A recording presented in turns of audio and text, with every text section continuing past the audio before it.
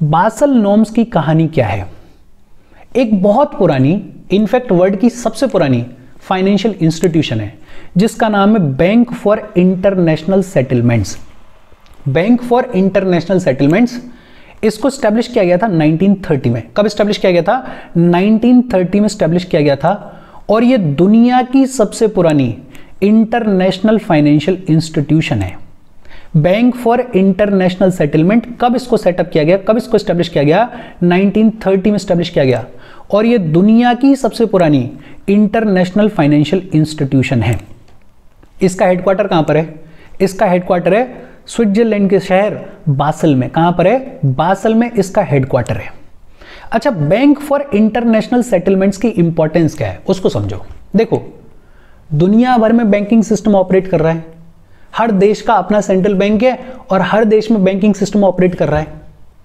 अब समझ के देखो कि अगर किसी एक कंट्री का बैंकिंग सिस्टम कोलैप्स हो जाए तो उसका नेगेटिव इंपैक्ट सिर्फ उस कंट्री पे देखने को मिलेगा या पूरी दुनिया भर में देखने को मिलेगा? ग्लोबलाइज्ड वर्ल्ड है, इंटीग्रेटेड वर्ल्ड है, और इस इंटीग्रेटेड वर्ल्ड में अगर किसी एक कंट्री का बैंकिंग सिस्टम कोलैप्स होता है तो उसका नेगेटिव इंपैक्ट दुनिया भर में देखने को मिलता है। मतलब दुनिया भर की इकोनॉमी को सही तरीके से चलाने के लिए बेहद जरूरी है कि हर एक कंट्री का जो बैंकिंग सिस्टम है उसको रेगुलेट किया जाए, उसको सही तरीके से चलाया जाए। दुनिया भर के बैंकिंग सिस्टम को सही तरीके से चलाने के लिए, बेटर तरीके से रेगुलेट करने के लिए जो नॉर्म्स प्रिस्क्राइब किए जाते हैं, वो नॉर्म्स प्रिस्क्राइब करता है बैंक फॉर इंटरनेशनल सेटलमेंट। तो बैंक फॉर इंटरनेशनल सेटलमेंट की इंपॉर्टेंस क्या है वो आपको समझ में आनी चाहिए कि भाई पूरे दुनिया भर में जो बैंकिंग सिस्टम है उसको बेटर तरीके से रेगुलेट किया जा सके, उसको बेटर तरीके से चलाया जा सके, उसके लिए एक इंटरनेशनल फाइनेंशियल इंस्टीट्यूशन को सेटअप किया गया 1930 में, जिसका नाम है बैंक फॉर इंटरनेशनल सेटलमेंट्स।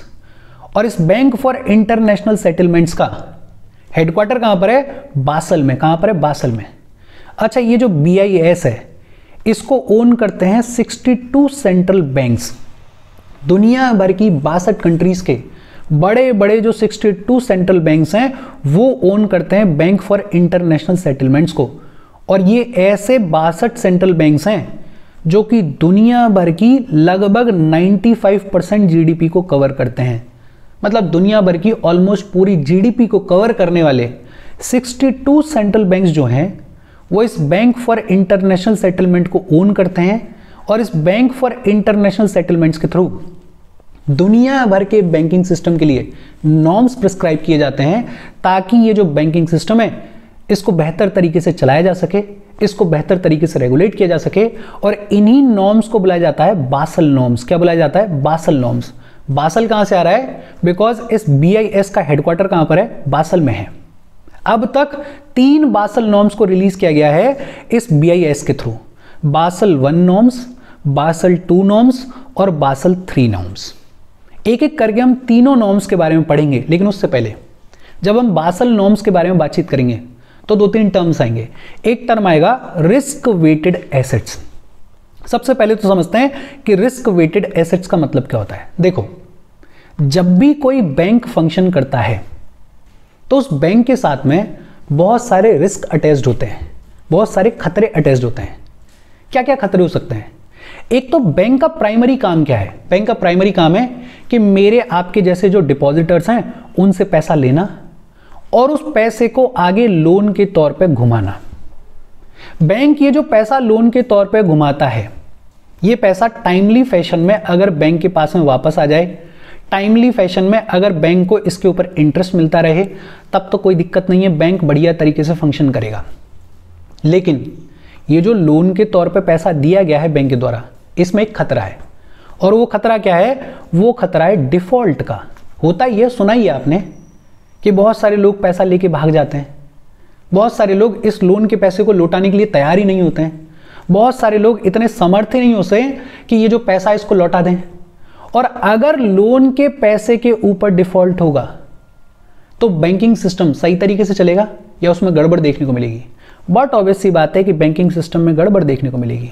और अगर हाई अमाउंट का डिफॉल्ट देखने को मिल रहा है तो फिर बैंकिंग सिस्टम कोलैप्स हो जाएगा, और अगर बैंकिंग सिस्टम कोलैप्स हो गया तो हमारी इकोनॉमी कोलैप्स हो जाएगी। अगर बैंकिंग सिस्टम कोलैप्स हो गया तो मेरे आपके जैसे जो डिपॉजिटर्स हैं उनका पैसा डूब जाएगा। मतलब ये जो बैंक लोन के तौर पे पैसा दे रहा है, इसमें अच्छी बात क्या है, सुंदर बात क्या है कि भाई अगर टाइमली फैशन में पैसा वापस आ रहा है, बैंक को इंटरेस्ट मिल रहा है, तब तो बैंकिंग सिस्टम बढ़िया तरीके से चलता रहेगा। लेकिन अगर इस लोन के पैसे पे डिफॉल्ट होने लग गया तो पूरा का पूरा बैंकिंग सिस्टम कोलैप्स हो जाएगा, इकोनॉमी कोलैप्स हो जाएगी। ये जो लोन के तौर पे पैसा दिया गया बैंक के द्वारा, इस पे जो रिस्क है, इस पे जो खतरा है, उसको बुलाया जाता है क्रेडिट रिस्क। क्या बुलाया जाता है? Credit risk. एक दूसरा रिस्क और है, एक होता है मार्केट रिस्क।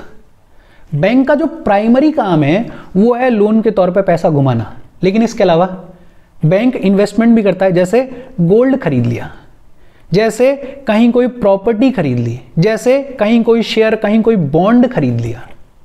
लेकिन इसमें भी एक हल्का सा खतरा है। वो खतरा क्या है? मान लेते हैं कल को जो गोल्ड के प्राइसेस हैं वो बहुत ज़्यादा नीचे चले गए।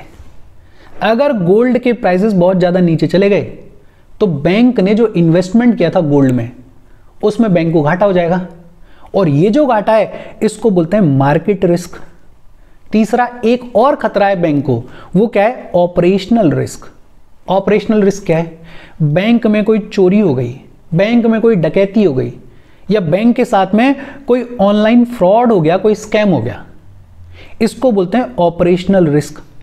और इन तीनों रिस्क में जो सबसे बड़ा रिस्क है वो आपको दिख रहा होगा, सबसे बड़ा रिस्क है बैंक को क्रेडिट रिस्क, कि बैंक जो लोन के तौर पे पैसा दे रहा है, अगर उसमें डिफॉल्ट हो गया, अगर उसमें कोई विजय माल्या आ गया या नीरव मोदी आ गया, तो पूरा का पूरा जो बैंकिंग सिस्टम है वो कोलैप्स हो जाएगा।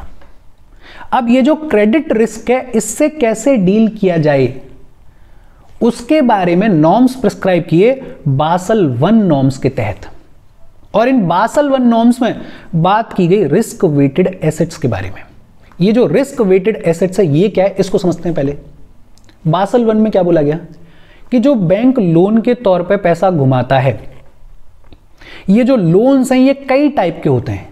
जैसे बैंक लोन के तौर पे पैसा गवर्नमेंट को भी देता है, बैंक लोन के तौर पे पैसा इंडस्ट्रियलिस्ट को भी देता है, कॉर्पोरेट्स को भी देता है, बैंक लोन के तौर पे पैसा मेरे जैसे आम आदमी को भी देता है।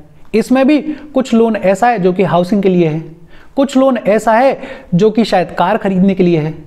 बैंक फार्मर्स को भी पैसा देता है, बैंक एमएसएमईज को भी लोन के तौर पे पैसा देता है। मतलब कई तरीके के लोन्स बैंक अपनी तरफ से लोगों को देता है। ये जो लोन्स दिए जा रहे हैं इनका बासल 1 के तहत कैटेगराइजेशन किया गया, क्लासिफिकेशन किया गया, और बोला गया कि जितने भी लोन्स हैं उनको 5 कैटेगरीज में डिवाइड किया जा सकता है। पहली कैटेगरी कैटेगरी 1, और कैटेगरी 1 के लिए बोला गया कि कैटेगरी 1 के तहत जो भी पैसा लोन के तौर पे दिया जा रहा है, उनको जो रिस्क है, उन पे जो रिस्क है वो है 0%। मतलब इनको वेट दिया गया 0% का, कि ये ऐसे लोन्स हैं जिनके ऊपर डिफॉल्ट का कोई भी रिस्क नहीं है। फॉर एग्जाम्पल गवर्नमेंट लोन है, अब आपने गवर्नमेंट को पैसा दिया लोन के तौर पे, गवर्नमेंट तो आपका पैसा नहीं मारेगी, गवर्नमेंट तो लौटाएगी ही लौटाएगी। तो ये जो कैटेगरी 1 के लोन्स हैं इन पे रिस्क कितना है? 0% है। तो इनको वेटेज कितना दिया गया? 0%, कि ये ऐसे लोन्स हैं जिन पे आपको कोई खतरा नहीं है, कोई टेंशन लेने की जरूरत नहीं है, ये तो आपको वापस मिलेगा ही मिलेगा। फिर दूसरा कैटेगरी 2 लोन्स। कैटेगरी 2 लोन्स के लिए बोला गया कि इस कैटेगरी 2 में जितने भी लोन्स को डाला जा रहा है उनको वेटेज दिया जा रहा है 10% का। मतलब उन पे रिस्क है 10% का, कि मतलब चांस है 10% का कि डिफॉल्ट हो सकता है इस पैसे पे, लेकिन बहुत कम चांस है डिफॉल्ट का, सिर्फ 10%। कैटेगरी 3 के लिए बोला गया कि इसमें वो लोन्स हैं जिन पे रिस्क है 20% का, वेट कितना दिया गया? 20% का। कैटेगरी 4 में डाला गया उन लोन्स को जिन पे रिस्क है 50% का, कि इनमें डिफॉल्ट का कितना चांस है? 50% चांस है। और फिर कैटेगरी 5 में डाला गया उन लोन्स को जिनको वेट असाइन किया गया, जिनके लिए रिस्क बताया गया 100% का, कि इनमें बहुत हाई चांस है कि इन पर डिफॉल्ट हो सकता है। अब रिस्क वेटेड एसेट्स कैसे कैलकुलेट की जाए?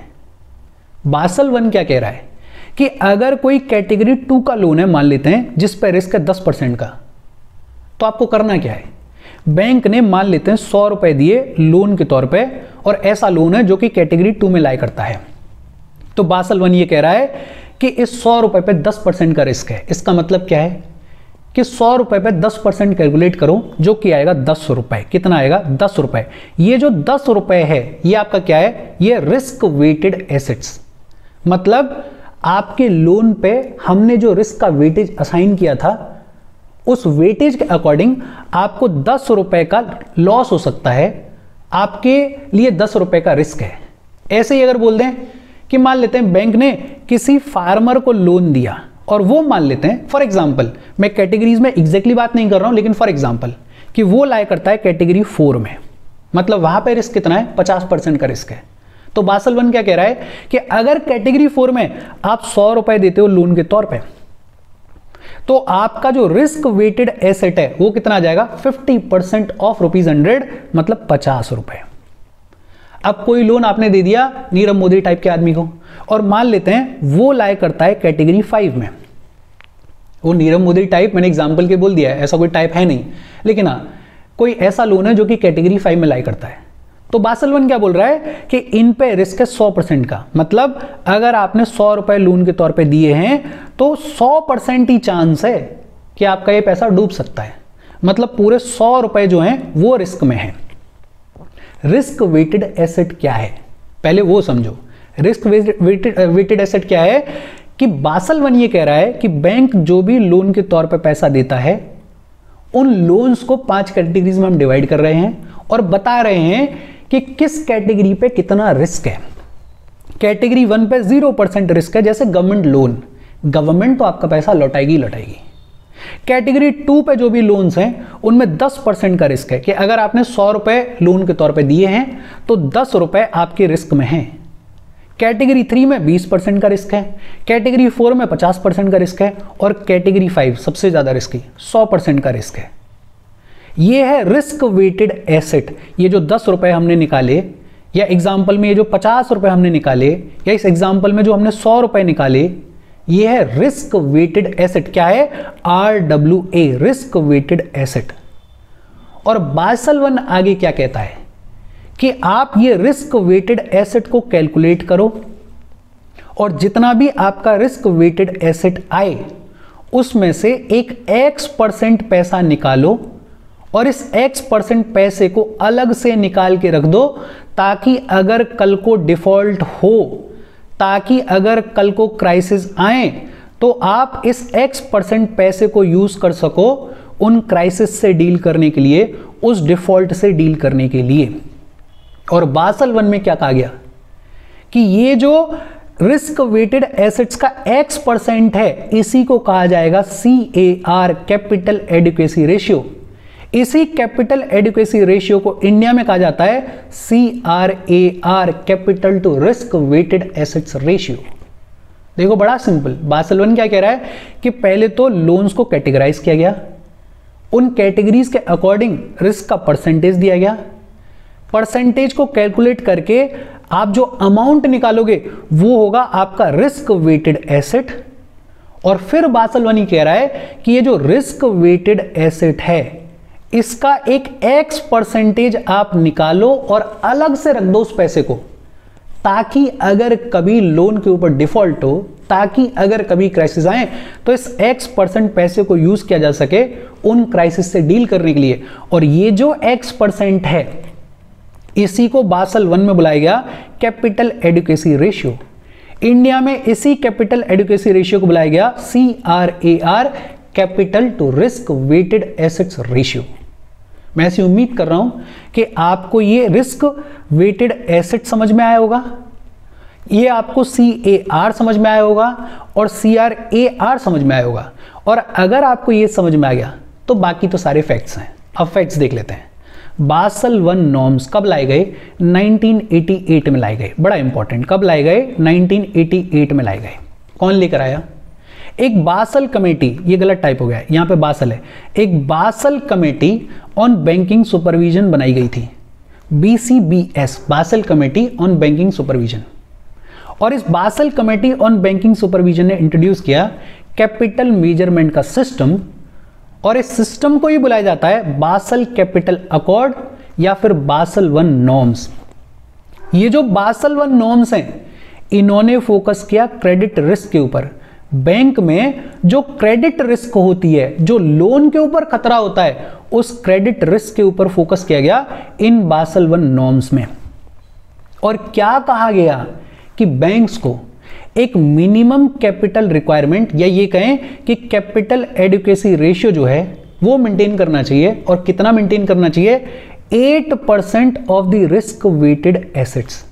कि पहले तो रिस्क वेटेड एसेट्स को कैलकुलेट करो और उसका 8% पैसा बैंक्स को निकाल के रख देना चाहिए एज CAR, जिसको इंडिया में बोला जाता है CRAR, या फिर एज मिनिमम कैपिटल रिक्वायरमेंट। कि अगर कल को डिफॉल्ट होगा तो ये जो 8% पैसा आपने निकाल के रखा है ये काम में आएगा उन क्राइसिस से डील करने के लिए। और इंडिया एक कदम आगे चला गया, RBI एक कदम आगे चला गया। RBI ने बासल वन नॉर्म्स को अडॉप्ट किया 1999 में। कब अडॉप्ट किया? 1999 में अडॉप्ट किया। और RBI ने बोला कि हम हमारे कंट्री में ये जो CAR है, ये जो CRAR है, जिसको बासल वन नॉर्म्स के तहत प्रिस्क्राइब किया गया कितना 8% of the risk weighted assets, हम रखेंगे उसको 1% ज्यादा और हम बोलेंगे 9% of the risk weighted assets सभी शेड्यूल्ड कमर्शियल बैंक्स के लिए। मतलब हमने थोड़ा कुशन लिया कि यार हम 8% नहीं, हम 9% पैसे को अलग से निकाल के रखेंगे ताकि अगर कभी क्राइसिस आए तो उनसे डील किया जा सके। देखो, इस पूरी बातचीत में आपको समझना सिर्फ दो चीजें हैं। एक तो रिस्क वेटेड एसेट्स क्या हैं, और अगर रिस्क वेटेड एसेट समझ में आ गई तो आपको CAR या CRAR बहुत इजीली समझ में आ जाएगा। उसके बाद तो फैक्ट्स हैं। फैक्ट्स एक बार फिर से देख लेते हैं। बासल वन नॉर्म्स कब लाए गए? 1988 में लाए गए। कौन लेकर आया? Basal committee on banking supervision. और यही जो नॉर्म्स हैं इनको बुलाया जाता है बासल कैपिटल अकॉर्ड या basal one. Basal one norms में फोकस किया गया कैपिटल रिस्क के ऊपर। किस चीज के ऊपर? सॉरी, क्रेडिट रिस्क के ऊपर। किसके ऊपर? क्रेडिट रिस्क के ऊपर फोकस किया गया। बैंक लोन के तौर पर जो पैसा देता है, उस लोन के पैसे पे जो खतरा होता है, जो क्रेडिट रिस्क होता है, उसी के ऊपर फोकस किया गया। और क्या बोला गया? एक फैक्ट है सिंपल सा कि आपका जो CAR है, आपका जो मिनिमम कैपिटल रिक्वायरमेंट है, वो कितना होना चाहिए? वो होना चाहिए 8% of the risk weighted assets. RBI ने ये जो बासल वन नॉर्म्स हैं इनको इंप्लीमेंट किया 1999 में। और RBI ने क्या बोला कि हमारे कंट्री में हम जो CAR है या CRAR है उसको रखेंगे 9% of the risk weighted assets for all the scheduled commercial banks. Hopefully ये सारी चीज आपको समझ में आ रही होगी। अच्छा, एक चीज और है कि जब CRAR को कैलकुलेट किया जाता है तो इसके तहत पैसा निकाला जा रहा है, बफर के तौर पर रखा जा रहा है। ये जो पैसा है इसको दो तरीके के कैपिटल्स में डिवाइड किया गया। देखो, मैथमेटिकली अगर बोलें तो CRAR को निकालने का फॉर्मूला क्या है? Tier 1 capital plus Tier 2 capital, और इसको डिवाइड कर दो टोटल रिस्क वेटेड एसेट से। रिस्क वेटेड एसेट्स कैसे निकाली जाती हैं अभी हमने देखा है। और जो टोटल कैपिटल है उस कैपिटल को Tier 1 और Tier 2 में डिवाइड कर दिया गया है। तो Tier 1 और Tier 2 कैपिटल को ऐड कर दो और डिवाइड कर दो टोटल रिस्क वेटेड एसेट से, तो हमें मिल जाता है CRAR। ये जो X परसेंटेज है, ये X परसेंटेज निकालने का फॉर्मूला कि भाई आपकी जो Tier 1 कैपिटल है और Tier 2 कैपिटल है उसको ऐड करो और टोटल रिस्क वेटेड एसेट से डिवाइड कर दो, तो हमें मिल जाएगा CRAR। ये तो मैथमेटिकल फॉर्मूला है, फॉर्मूले के तौर पे ही याद रखो, बाकी अपने को PhD नहीं करनी है। लेकिन हाँ, इसमें इंपॉर्टेंट क्या है कि जो कैपिटल है इसको दो में डिवाइड किया गया है। एक को बुलाया गया है Tier 1 कैपिटल और दूसरी को बुलाया गया है Tier 2 कैपिटल। ये Tier 1 और Tier 2 कैपिटल क्या है? Tier 1 कैपिटल जो है वो बैंक की कोर कैपिटल होती है। जो बैंक की मेन कैपिटल है, या ये कहें कि जो बैंक का मेन पैसा है, वो है Tier 1 कैपिटल। ये वो कैपिटल है कि अगर बैंक के सामने कोई भी क्राइसिस आए तो सबसे पहले इस पैसे को यूज किया जाएगा। जैसे शेयर कैपिटल जितनी भी होती है बैंक की। अब शेयर कैपिटल कैसी है कि आप शेयर को कभी भी बेच सकते हो और तुरंत के तुरंत उसको लिक्विड कैश में कन्वर्ट कर सकते हो। तो अगर कभी खतरा आएगा बैंक के ऊपर, बैंक क्या करेगा? सबसे पहले शेयर कैपिटल को यूज करेगा या नहीं करेगा? या जितनी भी डिस्क्लोज्ड रिजर्व्स होते हैं बैंक के, जैसे बैंक के पास में जितना भी लिक्विड कैश है, अगर बैंक के ऊपर कभी भी खतरा आएगा तो बैंक सबसे पहले इस लिक्विड कैश को यूज करेगा या नहीं करेगा? तो ऐसा पैसा जिसको, या ऐसी कैपिटल जिसको बहुत इजीली लिक्विड कैश में कन्वर्ट किया जा सकता है, उसको बुलाया गया टीयर 1 कैपिटल। और फिर दूसरी टीयर 2 कैपिटल, जितने भी रिमेनिंग रिजर्व्स हैं बैंक के, उनको डाल दिया गया टीयर 2 कैपिटल में। फॉर एग्जांपल, बैंक की अपनी बिल्डिंग है, बैंक का अपना फर्नीचर है, बैंक ने अपनी कोई जमीन खरीदी हुई है, अगर बहुत ज्यादा खतरा आ जाएगा तो फिर बैंक को अपनी इस बिल्डिंग को हो सकता है बेचना पड़े, अपने इस फर्नीचर को, अपने कंप्यूटर को हो सकता है बेचना पड़े। भाई कुछ तो पैसा वहां से भी आ जाएगा ताकि डिपॉजिटर्स का पैसा लौटाया जा सके। बैंक की जो अपनी जमीन है हो सकता है उसको बेचना पड़े। लेकिन ये ऐसी कैपिटल है जिसको बहुत इजीली लिक्विड कैश में कन्वर्ट नहीं किया जा सकता है, तो इसको डाला गया टीयर 2 कैपिटल में। टीयर 1 कैपिटल बैंक की जो कोर कैपिटल होती है, जिसको बहुत इजीली लिक्विड कैश में कन्वर्ट किया जा सकता है, उसको बुलाया जाता है टीयर 1 कैपिटल। और टीयर 2 कैपिटल, जितने भी रिमेनिंग रिजर्व्स हैं बैंक के, उनको डाला जाता है टीयर 2 कैपिटल में। और आपको यह समझ में आ रहा होगा कि बैंक जब क्राइसिस में आएगा तो इन दोनों कैपिटल्स में से ज्यादा इंपॉर्टेंट कैपिटल कौन सी है? बट ऑब्वियसली बात है, tier 1 capital is far more important than the tier 2 capital. Hopefully ये सारी चीजें आपको समझ में आ रही होंगी। देखो मैं फिर कह रहा हूं कि पेज लो, पेज पे लिखो। पहले तो लिखो कि ये जो बैंक फॉर इंटरनेशनल सेटलमेंट्स है, इसकी कहानी क्या है? 1930 में स्टैब्लिश किया गया, हेडक्वार्टर बासिल में है। इसको ओन करते हैं 62 सेंट्रल बैंक्स, ऐसे 62 सेंट्रल बैंक्स जो कि दुनिया भर की लगभग 95% जीडीपी को कंट्रोल करते हैं, कवर करते हैं। इस बैंक फॉर इंटरनेशनल सेटलमेंट की इंपॉर्टेंस क्या है, ये भी आपको समझ में आनी चाहिए। तभी आपको समझ में आएगा कि हम बासल नॉर्म्स पे इतना फोकस क्यों कर रहे हैं। और ये जो बैंक फॉर इंटरनेशनल सेटलमेंट है, ये 3 बासल नॉर्म्स लेकर आया है, basal 1, basal 2, basal 3। Basal norms में जो सबसे इंपॉर्टेंट चीज है वो है रिस्क वेटेड एसेट। अगर आपको रिस्क वेटेड एसेट समझ में आ गया तो फिर आपको समझ में आ जाएगा कि CAR क्या है या CRAR क्या है। और बाकी तो फैक्ट्स हैं कि बासल 1 नॉर्म्स कब लाए गए? 1988 में लाए गए। कौन लेकर आया? Basal committee on banking supervision.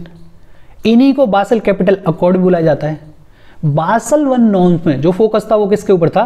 Credit risk के ऊपर। किसके ऊपर था? क्रेडिट रिस्क के ऊपर। और क्या बोला गया कि बैंक्स को CAR या मिनिमम कैपिटल रिक्वायरमेंट कितनी रखनी चाहिए? 8% of the risk weighted assets. India ने बासल 1 नॉर्म्स को कब अडॉप्ट किया? 1999 में। और RBI ने बोला कि हम CAR कितना रखेंगे? हम रखेंगे 9% of the risk weighted assets. अच्छा, ये जो मिनिमम कैपिटल रिक्वायरमेंट है, ये जो CAR है, इसमें जो कैपिटल है, इस कैपिटल को 2 में डिवाइड किया गया। कौन से 2 में? टीयर 1 कैपिटल और tier 2 capital. Tier 1 capital bank की कोर कैपिटल होती है, और टीयर 2 कैपिटल जो होती है वो ऐसी कैपिटल होती है बैंक की जिसको बहुत इजीली लिक्विड कैश में कन्वर्ट नहीं किया जा सकता है। ज्यादा इंपॉर्टेंट कौन सी है अगर कभी क्राइसिस आए तो डील करने के लिए? Tier 1 capital is far more important than tier 2 capital. Hopefully ये सारी चीजें आपको समझ में आ रही होंगी। हम आगे बढ़ें उससे पहले वीडियो पे लाइक के बटन को दबा दो। लाइक दबाना जरूरी है, बिकॉज यूट्यूब ऐसे ही फंक्शन करता है। जब आप वीडियो पे लाइक के बटन को दबाते हो तो यूट्यूब वीडियो को कंसिडर करता है और थोड़ा सा पुश कर देता है। तो लाइक का बटन दबा दो, शेयर कर दो अपने सोशल मीडिया हैंडल्स पे, व्हाट्सएप वगैरह पे अपने फ्रेंड्स को, या जो भी लोग इसमें इंटरेस्टेड हैं, इससे रिलेटेड पढ़ाई कर रहे हैं, उनको शेयर कर दो। ये दोनों काम खुद से कर दिया करो, रिक्वेस्ट है, बिकॉज इसमें आपका कुछ जाता नहीं है और इससे चैनल को थोड़ा सा पुश मिलता है और चैनल की ग्रोथ भी अपने आप में इंपॉर्टेंट है। तो लाइक और शेयर तो कर ही दिया करो। और अगर चैनल को सब्सक्राइब नहीं किया है तो चैनल को सब्सक्राइब भी कर लो। अच्छा, बासल 1 नॉर्म्स लाए गए, लेकिन बासल 1 नॉर्म्स के आने के बावजूद भी ये देखने को मिला कि कई सारे बैंक्स जो हैं वो अभी भी फेल हो रहे हैं। और उसके पीछे रीजन क्या था? बिकॉज ये जो बासल 1 नॉर्म्स हैं इनमें सिर्फ फोकस किया गया था क्रेडिट रिस्क के ऊपर। किसके ऊपर? क्रेडिट रिस्क के ऊपर।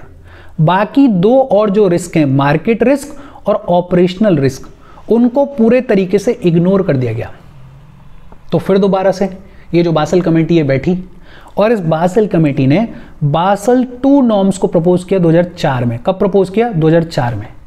जो बासल 1 नॉर्म्स थे उन्हीं को और थोड़ा रिफाइन किया गया उन्हीं को और थोड़ा रिफॉर्म किया गया। और बासल वन नॉर्म्स में सिर्फ बात की जा रही थी कि हमें क्रेडिट रिस्क के साथ में किस तरीके से डील करना है। लेकिन अब बासल टू नॉर्म्स में 3 पिलर की अप्रोच लाई गई। पहला तो यह बोला गया कि बैंक की जो तीनों रिस्क हैं, क्रेडिट रिस्क, ऑपरेशनल रिस्क और तीसरी रिस्क कौन सी है, मार्केट रिस्क, इन तीनों रिस्क के अगेंस्ट में बैंक्स को मिनिमम कैपिटल रिक्वायरमेंट को मेंटेन करना चाहिए।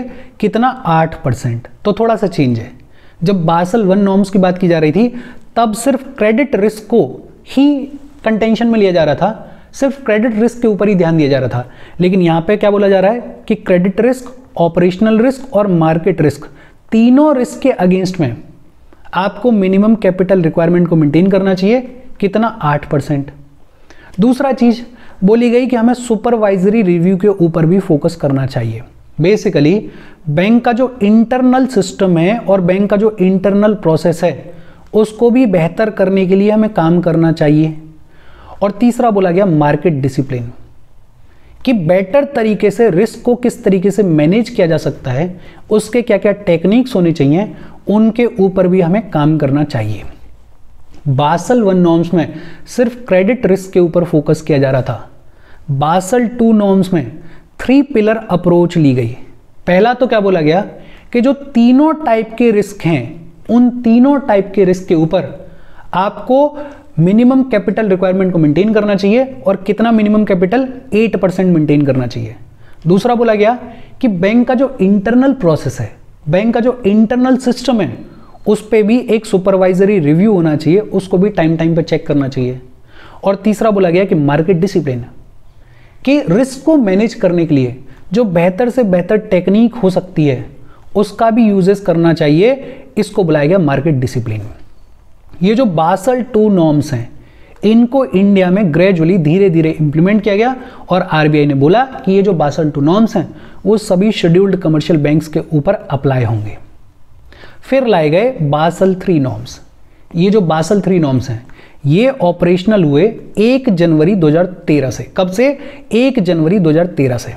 और बासल 3 नॉर्म्स में कई सारे चेंजेस किए गए। टीयर 1 कैपिटल जो है उसको इंक्रीज करके कितना कर दिया गया, 6% कर दिया गया। पहले शायद 4 या 4.5% थी बासल 2 नॉर्म्स के टाइम पे, इसको बढ़ा के कितना कर दिया गया, टीयर 1 कैपिटल। मतलब क्या कह रहे हैं कि ये जो CRAR आप कैलकुलेट करोगे इसमें टीयर 1 कैपिटल है और टीयर 2 कैपिटल है।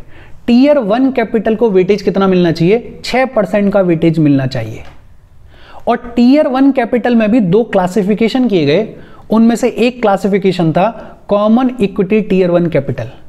ये जो कॉमन इक्विटी टीयर 1 कैपिटल है इसको वेटेज कितना मिलना चाहिए, 4.5% का मिलना चाहिए। अब कॉमन इक्विटी टीयर 1 कैपिटल क्या है उसके डिटेल में जाने से कोई मतलब नहीं है आपको। ये भी मैंने इसलिए बता दिया है बिकॉज कहीं आप लिखा देखोगे कि टीयर 1 कैपिटल 4.5% है, कहीं आप देखोगे टीयर 1 कैपिटल 6% है, तो इसमें डिफरेंस है। ओवरऑल जो टीयर 1 कैपिटल है उसको वेटेज दिया गया 6% का, लेकिन टीयर 1 कैपिटल के अंदर जो 2 डिविजन्स किए गए थे उनमें से एक डिवीजन था कॉमन इक्विटी टीयर 1 कैपिटल, और ये जो कॉमन इक्विटी टीयर 1 कैपिटल थी इसको वेटेज दिया गया था 4.5% का। तो आप तो ओवरऑल वाला याद रखो कि ओवरऑल टीयर 1 कैपिटल को वेटेज कितना दिया गया, 6% का दिया गया। फिर बात की गई एक कैपिटल कंजर्वेशन बफर की, कि आप CAR के तौर पे जो पैसा निकाल रहे हो या फिर ये बोलें कि CRAR के तौर पे जो पैसा निकाल रहे हो वो तो ठीक है, इसके अलावा लगभग 2.5% of the risk weighted assets के तौर पे आपको पैसा निकालना चाहिए अलग से, जिसको बुलाया जाएगा कैपिटल कंजर्वेशन बफर। कि मतलब 2.5% of the risk weighted assets और पैसा निकालो अलग से और उसको रखो कैपिटल कंजर्वेशन बफर के तौर पे, ताकि अगर कभी क्राइसिस आ जाए तो इस पैसे को अलग से यूज किया जा सके। इसके अलावा काउंटर साइक्लिक बफर भी क्रिएट करो, 0 से 2.5% के बीच में एक काउंटर साइक्लिक बफर भी क्रिएट करो। एक तो CRAR तो आपको निकालना ही निकालना है, और टोटल CRAR आपको कितना निकालना है, 9.5% निकालना है। मतलब रिस्क वेटेड एसेट्स का 9.5% पैसा आप निकाल के रख दो CRAR के तौर पे। इसके अलावा रिस्क वेटेड एसेट्स का 2.5% पैसा आप निकाल के रख दो कैपिटल कंजर्वेशन बफर के तौर पे।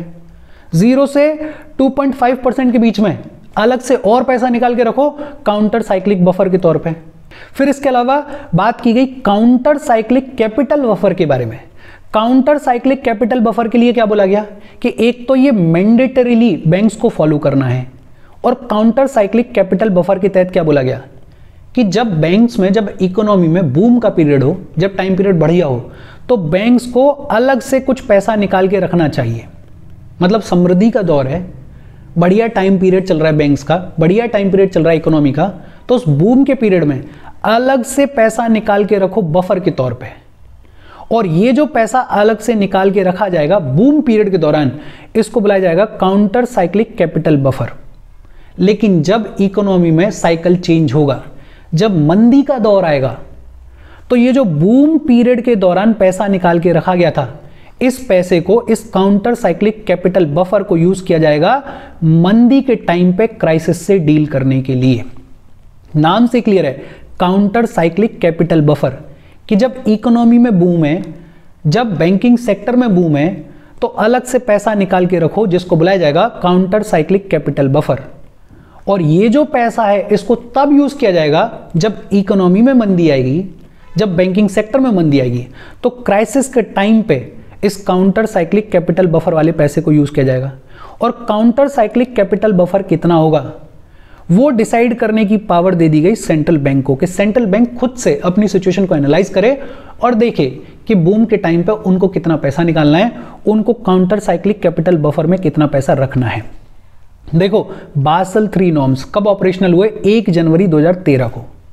पहला तो क्या बोला गया कि जो टीयर 1 कैपिटल है उसको वेटेज दे दिया गया 6% का, कि कम से कम 6% पैसा जो है वो टीयर 1 कैपिटल से आना चाहिए। कैपिटल कंजर्वेशन बफर नाम का एक और बफर क्रिएट कर दिया गया और बोला गया कि रिस्क वेटेड एसेट्स का 2.5% हमें निकालना है और उस पैसे को अलग से रखना है कैपिटल कंजर्वेशन बफर के तौर पे। ये सब एक ही चीज है, सबको रिस्क वेटेड एसेट्स के ऊपर ही कैलकुलेट किया जा रहा है, लेकिन अलग अलग नाम दे दिए गए कि भैया CRAR के तौर पे निकालो पैसा, कितना निकालो? 9.5% of the risk weighted assets, उसको अलग से रखो। फिर रिस्क वेटेड एसेट्स पे 2.5% और कैलकुलेट करो और निकाल के रखो अलग से पैसा, उसको बुलाया गया कैपिटल कंजर्वेशन बफर। फिर बोला गया कि 0 से 2.5% के बीच में और पैसा निकालो और उसको बुलाया गया काउंटर साइक्लिक बफर। फिर एक चीज और बोली गई कि काउंटर साइक्लिक कैपिटल बफर भी है। और ये काउंटर साइक्लिक कैपिटल बफर क्या है कि जब इकोनॉमी में बूम है तो बूम पीरियड के दौरान अलग से पैसा निकाल के रखो, जिसको बुलाया जाएगा काउंटर साइक्लिक कैपिटल बफर। और इस पैसे को यूज किया जाएगा जब इकोनॉमी में, जब बैंकिंग सेक्टर में मंदी आएगी तब, जब क्राइसिस आएंगे तब। और ये पैसा कितना निकाला जाए ये डिसाइड करेगा कंट्री का सेंट्रल बैंक। इसके अलावा एक और बोला गया कि लिक्विडिटी कवरेज रेशियो नाम की चीज है। देखो, एक तो पैसा निकलवा लिया इन्होंने CRAR के तौर पे, फिर कुछ पैसा निकलवा लिया इन्होंने कैपिटल कंजर्वेशन बफर के तौर पे, फिर कुछ पैसा निकलवा लिया इन्होंने काउंटर साइक्लिक बफर के तौर पे, फिर कुछ पैसा काउंटर साइक्लिक कैपिटल बफर के तौर पे भी निकालने की बात कर रहे हैं, और फिर कुछ पैसा लिक्विडिटी कवरेज रेशियो के तौर पे भी निकालने की बात कर रहे हैं। और ये लिक्विडिटी कवरेज रेशियो क्या है कि बैंक्स को अपनी जो हाई क्वालिटी लिक्विड एसेट्स हैं, उन हाई क्वालिटी लिक्विड एसेट्स का एक सर्टेन अमाउंट निकालना है, और इतना अमाउंट निकालना है कि अगर कभी क्राइसिस आ जाए तो उन क्राइसिस में 30 दिन तक इस हाई क्वालिटी लिक्विड एसेट के पैसे से डील किया जा सके। बहुत सिंपल। लिक्विडिटी कवरेज रेशियो के तहत क्या बोला गया कि बैंक के पास में जो भी हाई क्वालिटी लिक्विड एसेट्स हैं, हाई क्वालिटी लिक्विड एसेट्स का मतलब ऐसे एसेट्स जिनको बहुत इजीली लिक्विड कैश में कन्वर्ट किया जा सकता है। जैसे बिल्डिंग है, बिल्डिंग को बहुत इजीली लिक्विड कैश में कन्वर्ट नहीं किया जा सकता है, बिकॉज बिल्डिंग को बेचने में टाइम लगता है, उसका बायर ढूंढने में टाइम लगता है, तो वो हाई क्वालिटी लिक्विड एसेट नहीं है। इस लिक्विडिटी कवरेज रेशियो के तहत क्या बोला जा रहा है कि ऐसी एसेट्स जो कि हाई क्वालिटी लिक्विड एसेट्स हैं, मतलब जिनको बेहद इजीली लिक्विड कैश में कन्वर्ट किया जा सकता है, ऐसी हाई क्वालिटी लिक्विड एसेट्स को बैंक को मेंटेन करने की जरूरत है। और इतना मेंटेन करने की जरूरत है कि अगर कभी क्राइसिस आ जाए तो उन क्राइसिस में कम से कम 30 दिन तक इस हाई क्वालिटी लिक्विड एसेट के पैसे से काम चलाया जा सके, डील किया जा सके। एलसीआर निकालने का फॉर्मूला क्या है? हाई क्वालिटी लिक्विड एसेट्स को डिवाइड कर दो टोटल नेट कैश फ्लो से। जितना भी टोटल नेट कैश फ्लो है बैंक में उससे डिवाइड कर दो हाई क्वालिटी लिक्विड एसेट्स को, तो हमें मिल जाएगा एलसीआर।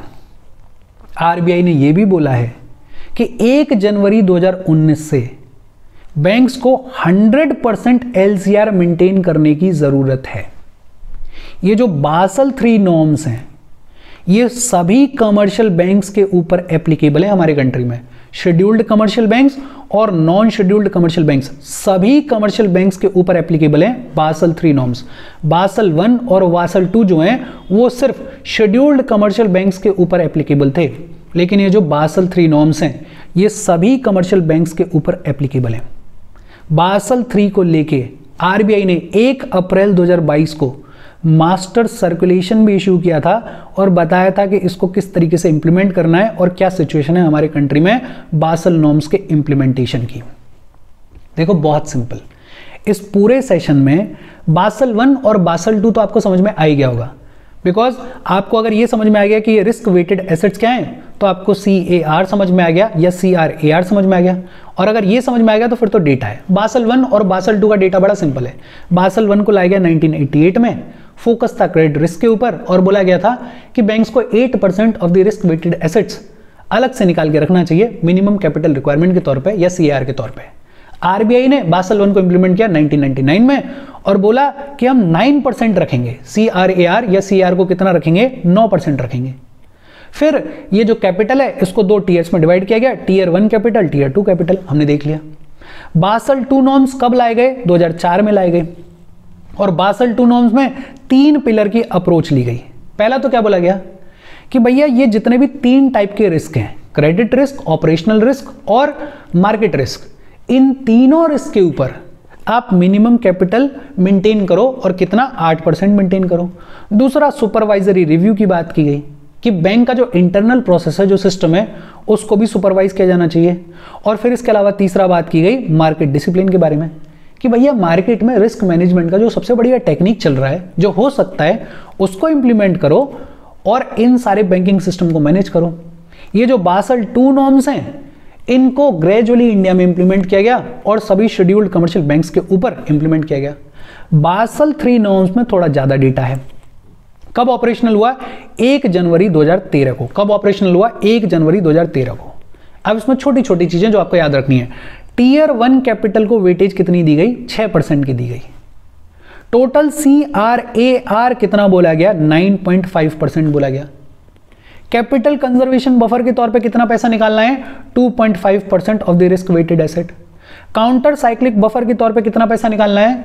0 से लेकर 2.5% of the risk weighted asset.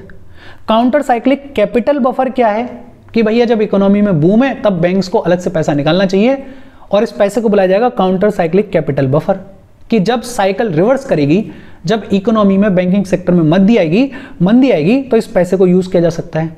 ये काउंटर साइक्लिक कैपिटल बफर कितना होगा वो डिसाइड करेगा सेंट्रल बैंक। फिर बोला गया कि एक LCR नाम की भी चीज है, लिक्विडिटी कवरेज रेशियो। ये क्या है कि बैंक्स को ऐसे हाई क्वालिटी लिक्विड एसेट्स को मेंटेन करना चाहिए, और कितना मेंटेन करना चाहिए कि कम से कम अगर क्राइसिस आए तो 30 दिन तक ये जो हाई क्वालिटी लिक्विड एसेट्स का पैसा है इससे काम चलाया जा सके। LCR का फॉर्मूला क्या है वो हमने देख लिया। 1 जनवरी 2019 से आरबीआई ने क्या बोला हुआ है कि बैंक्स को 100% LCR मेंटेन करने की जरूरत है। अच्छा, जो SLR एसेट्स होती हैं बैंक की जो SLR एसेट्स होती हैं, SLR के बारे में हमने पढ़ा हुआ है, उन SLR एसेट्स को भी इंक्लूड कर लिया गया है हाई क्वालिटी लिक्विड एसेट्स के तहत। ये जो बासल 3 नॉर्म्स हैं ये सभी कमर्शियल बैंक्स के ऊपर एप्लीकेबल हैं। बासल 3 नॉर्म्स के रिगार्डिंग आरबीआई ने 1 अप्रैल 2022 को मास्टर सर्कुलेशन भी इशू किया था। और इसके साथ आज की हमारी बातचीत खत्म हो गई। इजी सेशन है, आपको 2-3 चीजें समझनी है, उसके बाद सारे फैक्ट्स हैं, एक पेज लो, ढंग से उन फैक्ट्स को लिखो और उनको 2-4 बार रिवाइज करो, आपको याद हो जाएंगे। कोई दिक्कत हो कमेंट करके पूछ लेना। Thank you very much.